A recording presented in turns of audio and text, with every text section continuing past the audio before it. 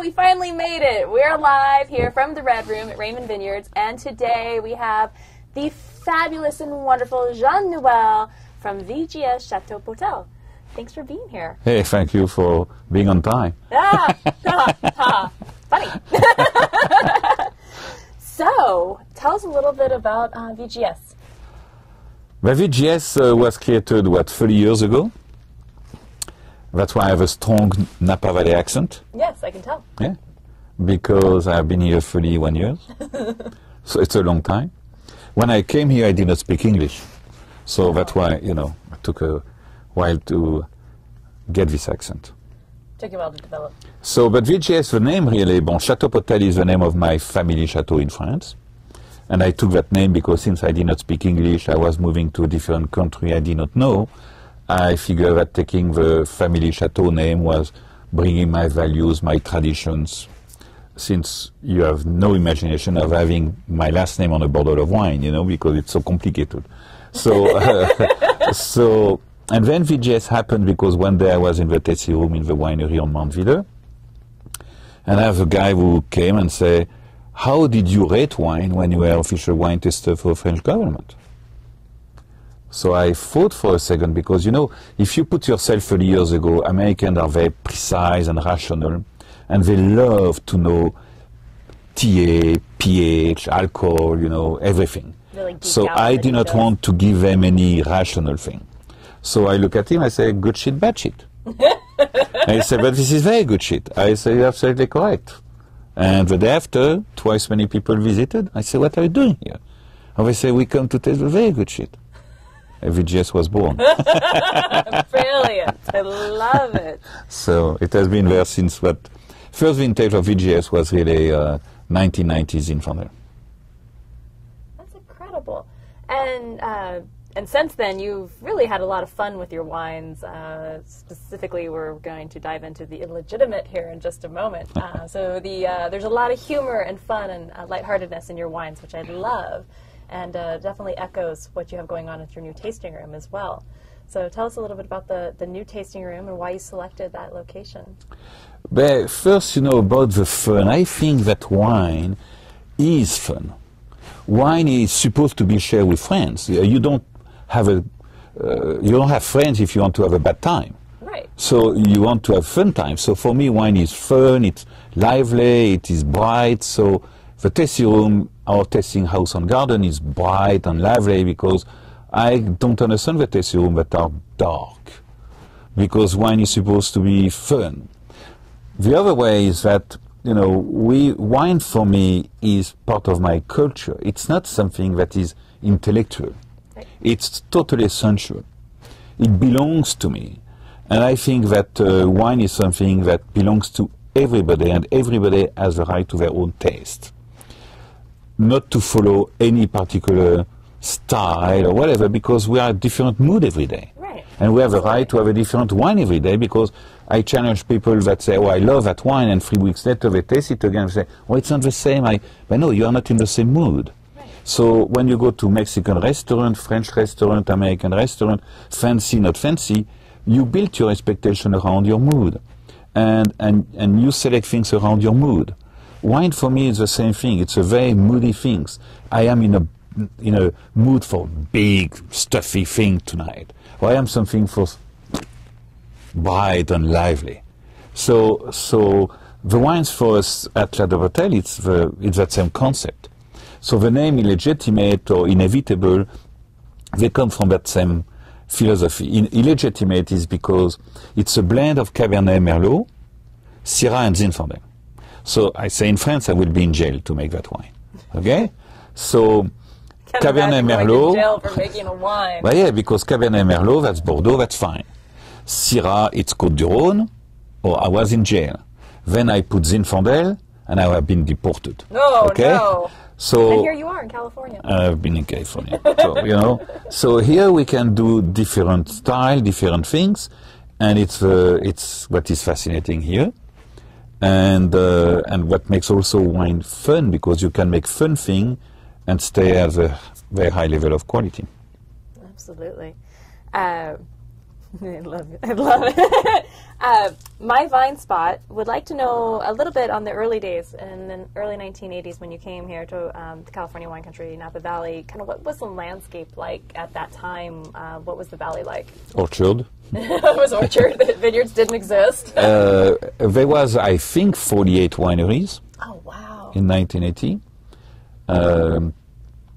So it was not like today, I mean, you know, planted all the time, everywhere. It was a vineyard here, a vineyard there. And also one of the basic difference was that if you owned, you are a doctor, and you own 10 acres of land in Napa Valley, because that was a lot of, you know, famous doctors from San Francisco, they were excited to have a piece of land. They were growing Cabernet, Zinfandel, Syrah, Chardonnay, Riesling, Sauvignon Blanc, Gewürztraminer, everything on 10 acres. Oh my goodness. Because that was, they did not know what, you know, for them it was a piece of land. And Napa Valley is what, 55% Cabernet now. Right. So when people ask me, oh, the French, why don't they allow you to, well, it's the same thing here. We have discovered in 30 years that Cabernet was really doing much better in California than in Napa Valley than Johannesburg Riesling. Okay? So it has been the same evolution. But it was absolutely fantastic because I remember some wines, like yesterday I had a bottle of Barbera.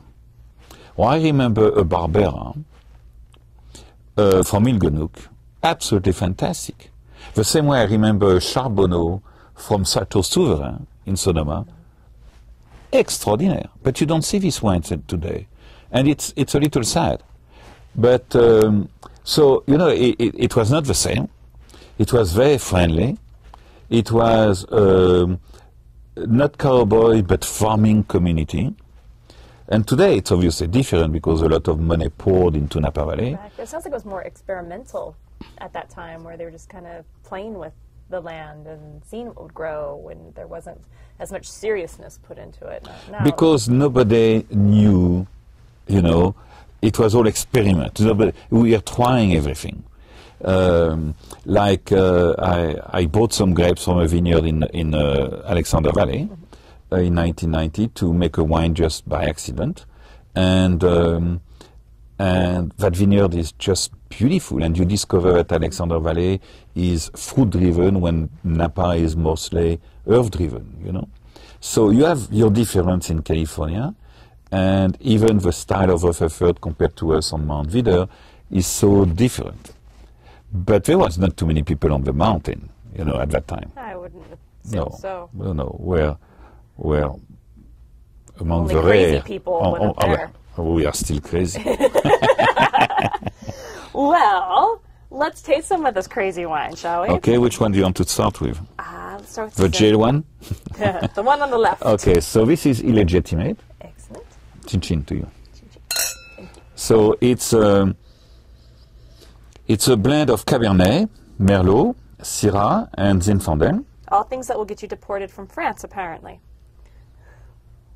When combined in the same bottle. good things are worth a challenge. Mm-hmm. You know, it's not that it's bad, the tradition of France. I love France, but there are too many traditions. Here we can create, even though we have more and more regulation, but we can create, we can be, it's a positive environment. Look, when in 1980, Zinfandel really was not selling. Right, true. What did they do? White Zinfandel. Well, now you don't see white Zinfandel anymore. So it goes on the, you know, it shows the way the consumers have grown. And because in 1980, really Zinfandel had a very tough time. Oh, it would be so difficult on the American palate at that time. I mean, here we are, a society on Coca-Cola and Kool-Aid, and to go to a big, bold Zinfandel, no way. I mean, you could just, no way.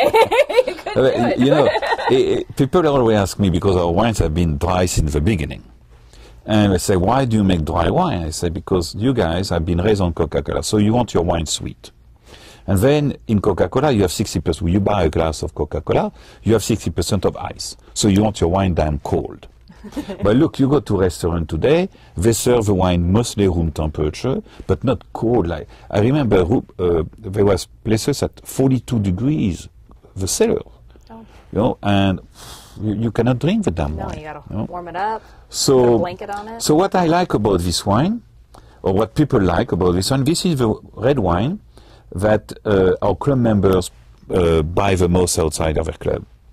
And because it has the exuberance of the Syrah and Zinfandel, so you put your nose into it and it's a very joyful wine. It's a wine that says we are going to have fun together. I'd like to get to know you better. Yeah, and whatever you have, pizza, pasta, or barbecue outside, you smell it, say, oh, that's going to be a friendly relationship here. Then you take it in your palate, and suddenly the Cabernet hits you. It has the weight, it hits you, it settles, and woo, the Merlot comes to soften it, the angle, and the Syrah and the Zinfandel come to your nose, and you forget that the wine is heavy. So it makes really a lot of complexity with a wine that match a lot of food, because you can have that with a good steak or tuna. It has a substance. It has the flesh, I would say. Yes. But in the nose, it's just pure joy. It is delightful. No, good. It truly, truly is. Flawless Crowns is asking, when making a blend like this, what mood were you trying to accomplish? A very joyful thing. Because this is a wine that you want to smile with. You drink it, I just swallow it, and I'm smiling. This is a nice wine. This is a wine that brings joy to you. It's not a wine that is going to pull you down. No, you have some wine who say, holy shit, I need to work on my homework here, you know. This is not. It says, hey, I'm here, but don't pay attention to me, because have fun, I'm doing the job. And we're all right over here. and I love this type of wine that do not call you to be, because you know, you have wine, it's normal when we make our top of the line Cabernet, that you want to be serious, deep, concentrated, complex layers. Here you want to be fun and friendly and sharing. And it's really interesting that it's the wine that people, they have in their club, they buy their club, and they always buy the legitimate beside it. Yeah, reorder. It is. It's like liquid smiles. It's a smile. It's fun. It's very fun. And it, like I said, it just, you know, the wines and if any of you have had a chance to visit the new tasting room, I call it, honestly, it's the most joyful tasting room in Napa Valley. You walk in and you're just giddy, and you're just happy to be there. It is truly fabulous. So if you have been there, go back, and if you haven't, make a beeline the next time you're in the Valley, for sure. And yeah, you know, I think the tasting house and garden is something for me that I wanted a very serious experience, and a very full, but totally in our style. As a matter of fact, we call our wine VGS. I mean, we cannot be pretentious here. Okay? No. So I wanted something that was fun and putting, you know, I wanted to raise the level of hospitality, and that's why we partnered with La Toque, which is a Michelin star restaurant, to create the food that goes with each of the wines. So people arrive and they sit down and they have 4 glasses, and we are serving 4 wines, and we have a food that goes with that. And we change all the time. Every week we change the wine, so the food changes. So for example, if we come and we have a Sauvignon Blanc, you are going to have a little cup of a cold pea soup with goat cheese and little curry. If we have Chardonnay, it's going to be a velouté of cauliflower with a Maine lobster. But the week after, we moved to Inevitable, which is a blend of Chardonnay and Viognier and Gewürztraminer, that I call Inevitable because Chardonnay was never blended, now it is. So, you know, it's like black and white, 50 years did not marry, and today they marry. Jews and Catholics did not marry, and now they marry. So it was inevitable. It's a fact of life. Or it was inevitable that Chardonnay be blended one day. So with that, we serve buckwheat soba noodles with sesame ginger dressing. Oh, so delicious. And, you know, so every wine has its thing, and we change all the time. So it's fun, but it's quality. And the environment is beautiful and comfortable. Absolutely. You've done a very good job. Well, thank you very much. You're very welcome. Flawless Crown says, I'm smiling as I drink too. I'm definitely getting deported. That's fabulous. Well, let's talk a little bit about the wine. I'm stuck on the wine. Yes. I got caught in it. Well, what was a lot of your inspiration for the decor of the new tasting room? There's just so much light and bright colors and pastels and... But you see what I wear. Yes, I do see what you wear. I mean, your closet would be the first. I never had a dark suit, so I'm not going to start today. It's too late. I do not feel comfortable when people try to put wine in boxes. So boxed wine isn't very good. And some do a good job, but to put wine in boxes is not my cup of tea. I fight every day with claiming people you have a right to your own taste. You know, the guy next door claims he's a connoisseur or she's a connoisseur. It's fine with me. That doesn't mean you need to like the same thing when he or she does. And so when I go to VGS tasting room, I feel pressure. I say, holy shit, they put a lot of money here. But it's not friendly for me. It seems to be serious. Wine, for me, it's part of my in-self. You know, you tell me something, your feelings about the wine. I will never have the same feeling. True. We can share to explain what we feel, but it will never be the same feeling. So wine is a school of humility in that sense. And as winemaker and owner of winery, my job is to put people at ease so that there is no pretension, but just a nice decor to say, look, the wine here is the centerpiece. Yes, there is some art on the wall. Yes, I spoke to every single detail in the rooms. You even sent some tables back a couple of times. I sent a lot of things. Yeah. Everything is perfect, but still the centerpiece is the wine. Absolutely. Because it's your pleasure. That's why you came. It's not to appreciate our tasting room and think I have money or not. It is to enjoy the wines. Incredible. I love it. So what's going on in the valley right now with the grapes? So your harvest, I know a lot of wineries are saying that their harvest is a little early. Are you guys kind of seeing the same trend? Oh, you know, us on the mountain, we're always late. You're a little later. But in your own time. We are on our own time, but because normally harvest for us starts around, in the Cabernet, around October 15. But definitely this year, yes, we are going to be early, there is no question. We think that for the time being, we think we'll be starting around beginning of October. Oh, wow. So good, in 2 weeks or so? Yeah, it has been really, I think, a very beautiful season. I wish we could have 2 inches of rain now, because I love to see the vine, you know, when it rains. It's like, hello, water me. And it's like us when, you know, you are in New York and it's 95 degrees and it's humid and suddenly you have a storm for 10 minutes and you can go out because it's fresh again. So the vine loves that. But I think it's going to be a very beautiful harvest. Really beautiful. Because it's concentrated, our berries are small because there was no rain this year. Right. On the mountain we get around 2 to 2.5 tons per acre. So far it's really beautiful. Well, very good, very good. Getting some comments coming in. About the bottle. The bottle is very elegant in terms of texture and taste. What's your favorite cheese pairing? I have to tell you that I had cancers. And I don't eat any dairy for the last 10 years. So when I eat cheese, I try to have people not looking at me. How did you so in private? It's really illegal for me. So I lost my you know, the palate there. Right.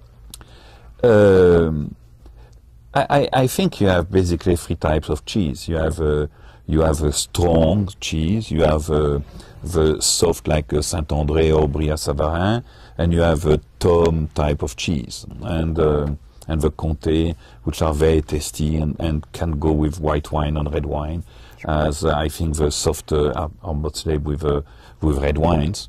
But cheese is no longer even though I'm French, I lost track the last 10 years of cheese. You had another reason why I don't know, afford maybe it. the doctor listen and I cannot say that I eat cheese. No, you don't eat cheese. No. You just don't. Please. Shh, it'll be our secret.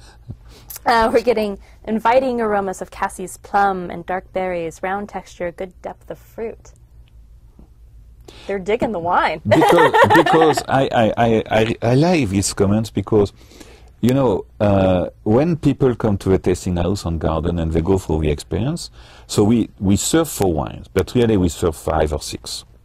It's because we have set 4 wines, and then we see how the people react and what they would like, so we propose a Zinfandel, because naturally when you talk with an hour with them, you understand what they like. So they say, oh, Zinfandel is one of my favorite. Okay, let's try the Zinfandel. Okay, or late harvest Zinfandel or Cabernet, whatever it is. So even though we officially pour 4, we pour 5 or 6. And I had this comment yesterday, as a matter of fact, from a visitor that said, what strikes me in all the 6 wines we tasted is the fruit. And the fruit, for me, is one of a Chateau Potelle trademark. You see, in a base of grape, you have up to 500 aromas. I do everything in our power not to have one aroma at harvest time, but because of the heat, becomes so powerful that it hides the smaller nuances. Because then it makes wine that I don't like anymore. They are plummy, they are robust, they are blockbusters. It's not my style of wine. Me, I like wines that are the fruit-driven wines.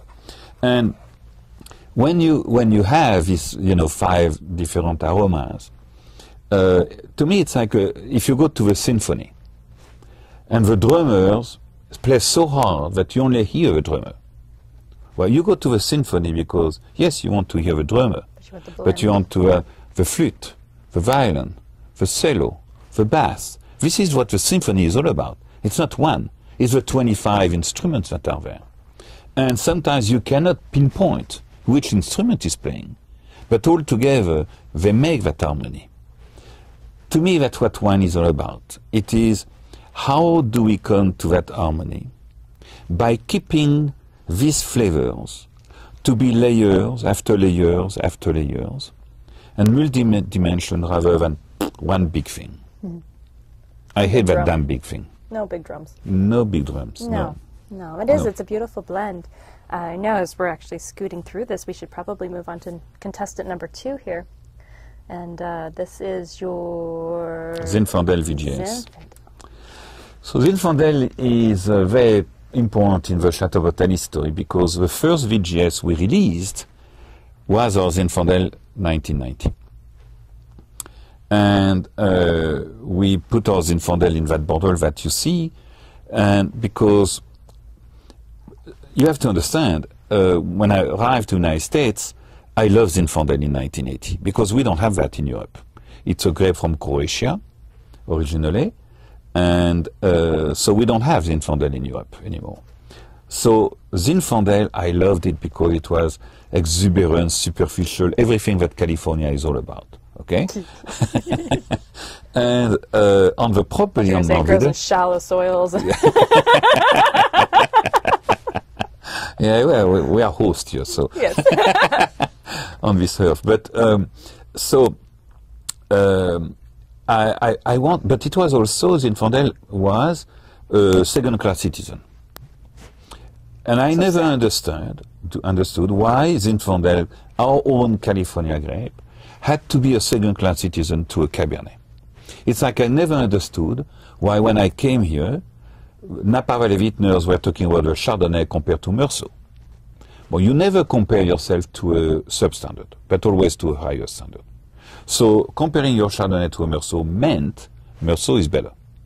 And I was fighting with them, said, don't do that. We need to stand on our own.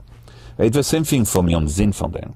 We needed to make that wine be on its own, be a first-class citizen. So I wanted a bottle that says, I'm different. I'm from California. I'm not Cabernet. I'm Zinfandel. Nice to meet you. Nice meeting you. And when you smell it, oh, It's you know beautiful. this is not Cabernet. No. And so I priced it at a higher price than the market, twice the price. And everybody say, you are going to doing a damn zin. I say, it's okay because it's good. It's And VGS, finally- as a matter of fact. It went for success, and today it's still one of our wines that we cannot really keep. No, it's absolutely beautiful. We're getting You know, chat coming Zinfandel in.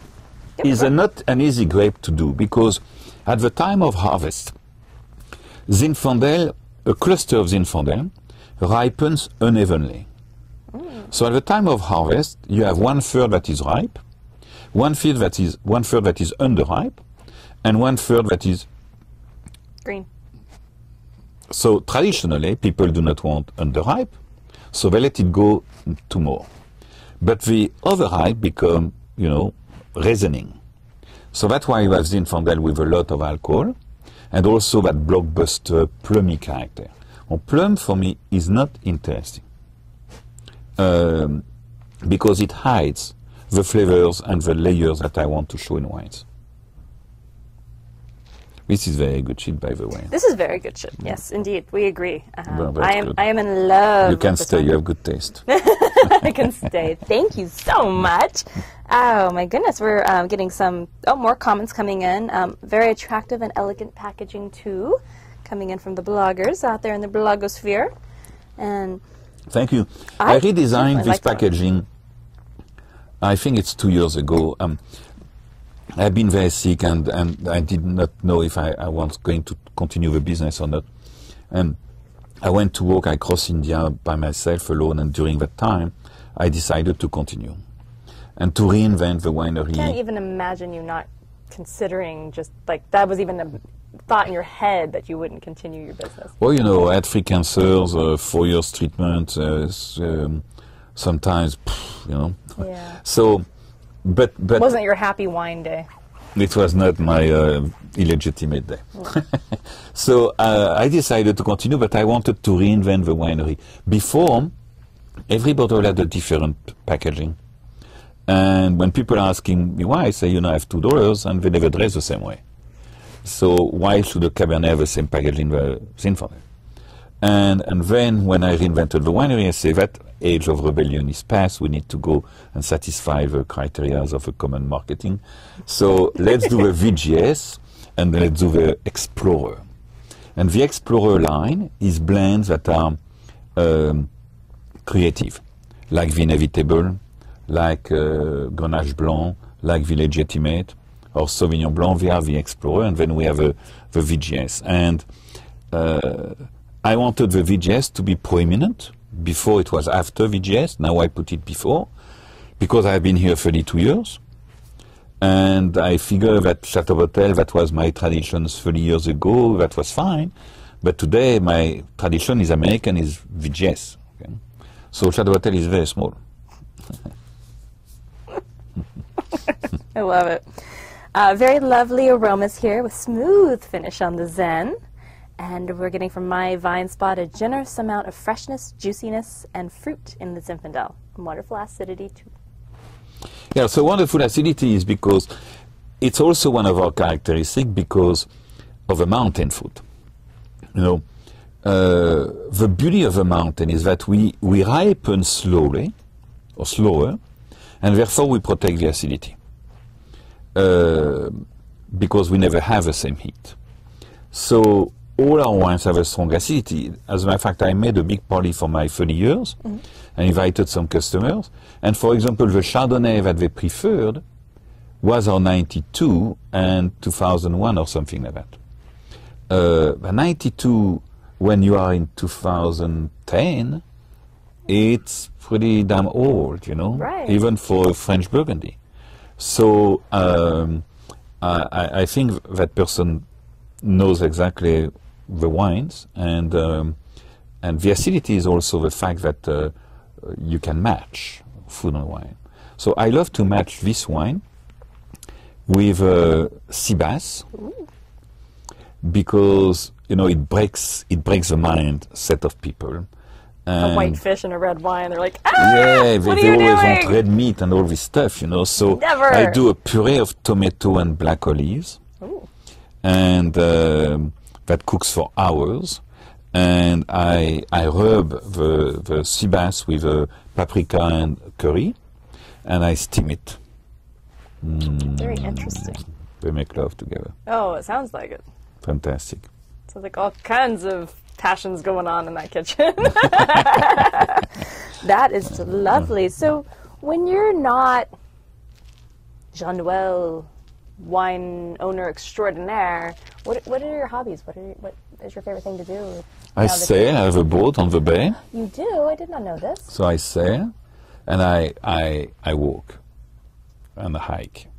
I am preparing myself now for a hike I'm doing in the Andes. I'm going to cross Patagonia from December to February. Wow. I did all these miles in India. I crossed India from south to north. You took a phone call in between? I climb around all the Annapurnas. Yes, I love walking, I love hiking. So mostly alone, because as you know, our life is very social. So my time hiking or walking is my time. So I do it sometimes, I meet some people, but it's mostly alone. Oh, wow. Sitting, with people, but I love leaving Napa around 4:30. My boat is in Sausalito, I'm there at 5. 10 after 5, I'm on the water. And I go to have dinner at Sam's in Tiburon, come back. Nice. And, it's just beautiful. Very cool. I have not yet been to Sam's, but we're vowing to go this year for sure. Oh, you need to go by boat. Well, we have a boat. Well, that's It's not a sailboat, but if we have a boat. And it's a sailboat, so I will trace you. Okay. Fabulous. We are getting some more questions coming in here. Could you talk about your decision to use native yeast and what it adds and contributes? Okay, so... Wow, they're geeking out on us. So native yeast is because, that's where I come from. It's my culture. And also the fact that I'm not a mass producer. So we pay an extreme attention to each lot all the time. So let's give to those who listen to us an example. Our Chardonnay VGS ferment in last year 128 days. Okay. If you inoculate, it will be 7 to 10. So I know I'm French, and in French we say, why to make it simple if you can make complicated? Okay? But that's not the only reason we make that way. Okay? So 7-10 days to 120 days, what happens? Well, let's say you're at home and you cook, and you have a dish with sauce, and you want to reduce your sauce. You have 2 ways. The first way is you turn up the heat, and after 2 hours your sauce is reduced, the job is done. You put the commercial yeast into the juice, 7-10 days, the wine is made. The second way is you simmer. So what do you do while you simmer? You basically give time for the ingredients that you have put in your sauce. The potato, the turnips, the carrot, the thyme, the laurel, the beef, wine, the onions, the garlic, whatever. You give time for the ingredients to release their flavor, exchange and combine. So after 36 hours of simmering, your sauce is reduced, the job is done. But more importantly, your sauce is thicker, your sauce has more extraction of flavor, and is better integrated. It's a better sauce. It's a better sauce. 128 days of fermentation does exactly that. Even though our wine is, Chardonnay, for example, barrel fermented 100% in New York, we have nobody that tells us it's okay. because it has 128 days to be integrated rather than 10 days of barrel fermentation and then after that barrel age. So that's what I like about it. It adjusts to its environment, and it has time to really to become who it's supposed to be or what it's supposed to be. Because you see, you have people say, oh, it smells pineapple or whatever. I defy anybody to find pineapple in our Chardonnay or citrus or whatever because of its integration of flavors that take time. And to me, that's what makes our Chardonnay special. Also, the fact that, we are now around, 800 wineries in Napa Valley? Yeah, one or two. We are not supposed to make the same wine. True. Otherwise, why would I have vineyard on Marvider and the other guy vineyard in Stack Zip? Right, if it is to make this, Right. So I hate that mentality of, little standardization because we don't let the terroir talk. And the terroir is our ingredients. And if you go to La Toque restaurant or to French Laundry or to Bottega, you know the chef is working with ingredients. Right. If you go to McDo, you know the chef is following a recipe. Big difference. There is a big difference, absolutely. Flawless Crowns is chiming in. What is your favorite aspect of making these releases or winemaking in general? So I think it is intimate joy.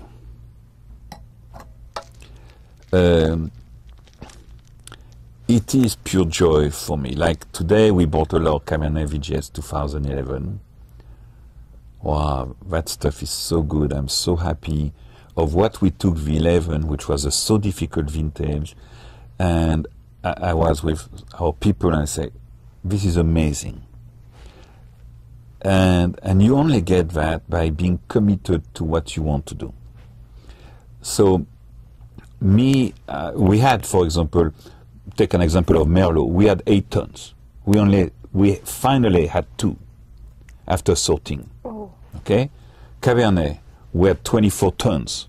We finally had 8. So we let go basically 2/3 of our potential wines.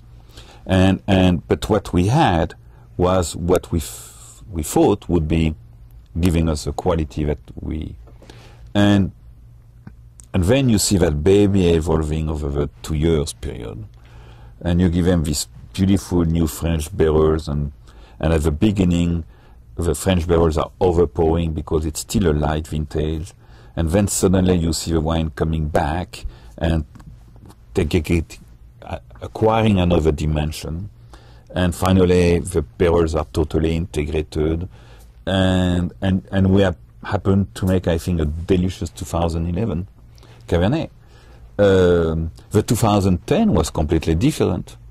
And, when you come and it's time for blending, I don't think people realize that 1% makes a drastic difference in the style of a wine.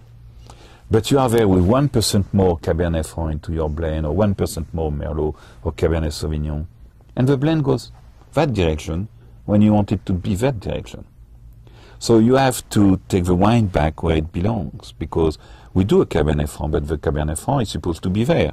A Cabernet Sauvignon is supposed to be here. Right. So, to me, looking at all these details and searching and making different blend, I give you an example. The other day we are finalizing our Chardonnay VGS 2012. The wine is delicious. And I said to the people around me, I would love you to bring some Sauvignon Blanc and try to put 2% into that. So they look at me and say, why do you want to do it? Let's try. Just see what happens. Okay?